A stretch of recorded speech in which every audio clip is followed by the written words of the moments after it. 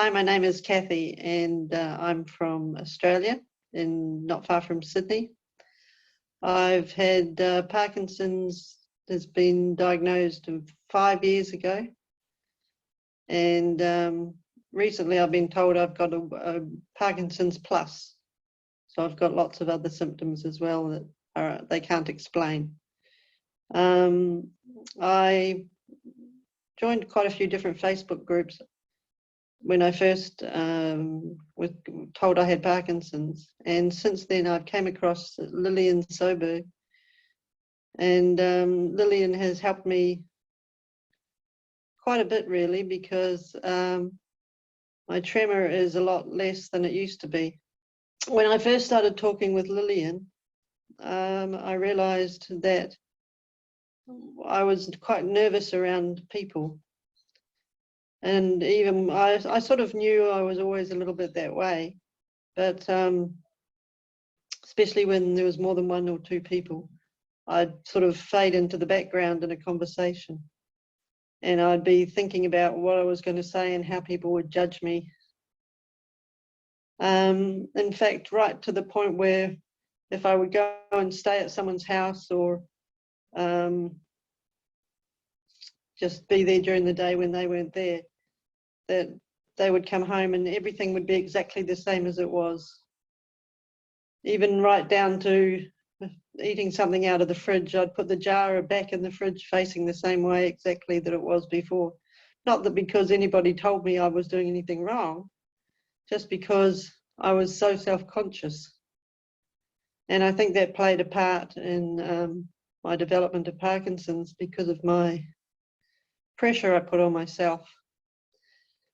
Also, I went through a very stressful period shortly before my diagnosis, where I stupidly, I would say,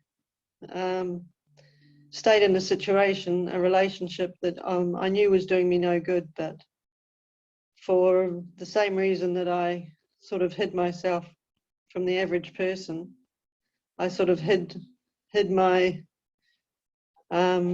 what was good for me.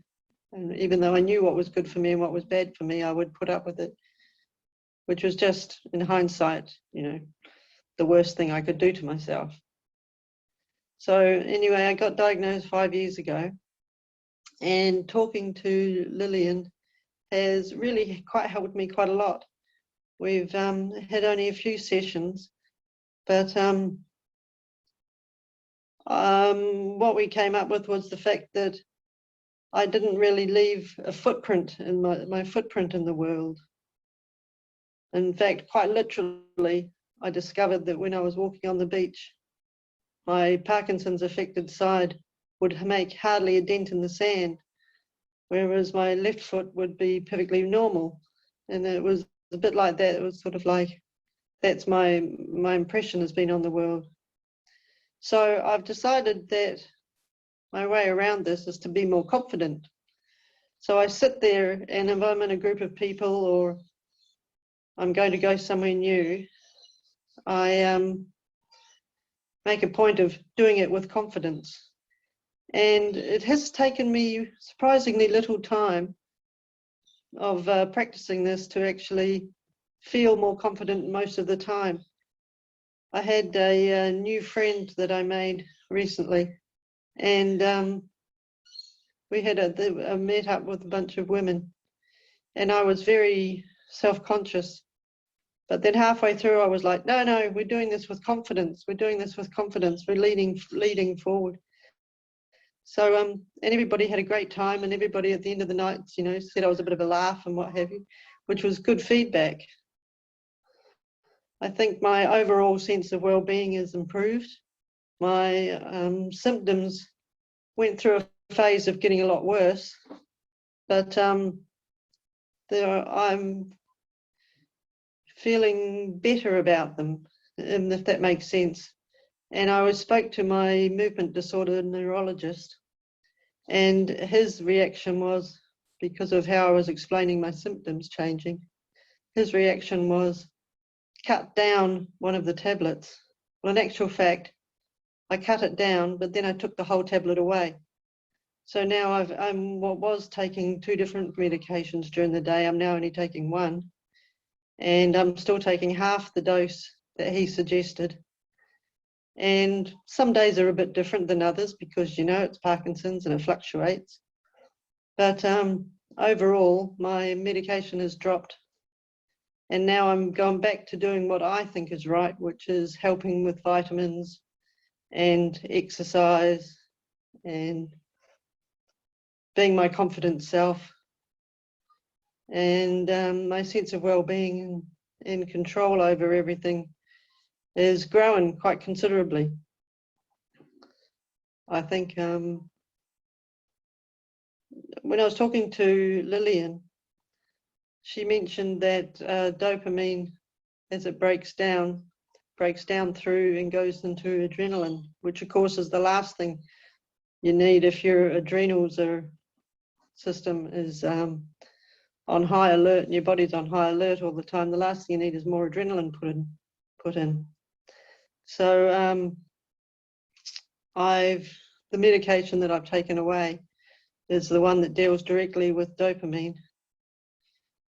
And I think in the long run, I've become quite a bit calmer.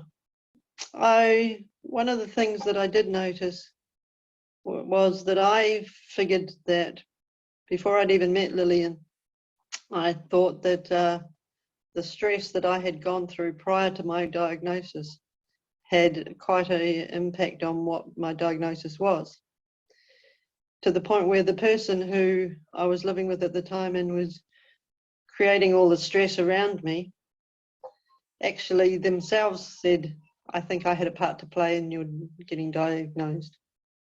Because I had the idea that it was stress related to start with, despite the fact that the doctors said it wasn't. Working with Lillian, we walked me through a number of aspects of my life, things that had gone on in my childhood and past and things like that that had caused the stress and the trauma that brings onto the body and the storage of trauma. I don't think I could have done it without Lillian, because I had read quite a few bits and pieces about it, but it was like, where do you start? How do you go about that? Whereas working with Lillian, she sort of led me in different directions and helped me think for myself what I'd been through and how that had been. So she basically gave me a bit of a kickstart into the mindset on how to make the changes. And that's been incredibly helpful. My viewpoint on Parkinson's is that I have control over what happens next. I've been told that I have Parkinson's plus because they don't understand the symptoms I'm showing. And so the prognosis is always worse because they don't know, they're guessing in actual fact. Whereas I think that because Lillian's led me to consider a number of different things, I think my viewpoint on Parkinson's is quite different. I think I'm a product of my past, but I am not my past. I have my future ahead of me. And with time and a bit of practice and applying what I'm being helped with learning with Lillian and that, I think my prognosis in my view is going to be pretty good. I'm trying to replace the medication that I'm given with my taking control of my life, and I've decreased my medication now by half. The symptoms fluctuate, but at the same time, overall, they've dropped by probably a good half as well.